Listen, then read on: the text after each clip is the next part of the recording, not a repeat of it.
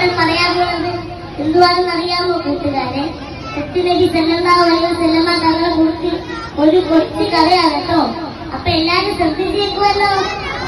പ്രിയരെ, ഒരു ദിവസം നബി സല്ലല്ലാഹു അലൈഹി വസല്ലമ തങ്ങൾ ഒരു വഴിയിലൂടെ അങ്ങനെ സഞ്ചരിക്കുകയായിരുന്നു.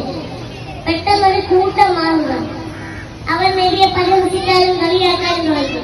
നബിയെ ബ്രാഹ്മണൻ എന്ന് പറയുന്നു അവർ നബിയെ വിളിച്ച് കളിയാക്കി.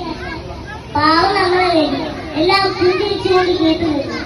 അപ്പോൾ അതിൽ ചിലർ നബിയെ കല്ലെടുത്തെറിയാൻ തുടങ്ങി. നബിയുടെ കാലിൽ നിന്നും ചോര വരാൻ തുടങ്ങി.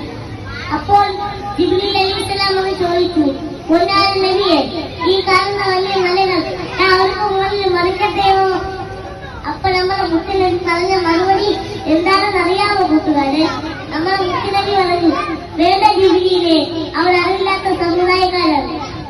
എന്ത് നല്ല മനസ്സല്ലേ നമ്മുടെ മുത്തുനബിയുടെ. നമുക്ക് ഇങ്ങനെ നല്ല മനസ്സാണ് വേണം. അള്ളാഹു തൗഫീഖ് ചെയ്യട്ടെ, ആമീൻ. എന്നാൽ ആ പോട്ടെ, എന്റെ കഥ എല്ലാവർക്കും ഇഷ്ടപ്പെട്ടല്ലോ. അസ്സലാമു അലൈക്കും.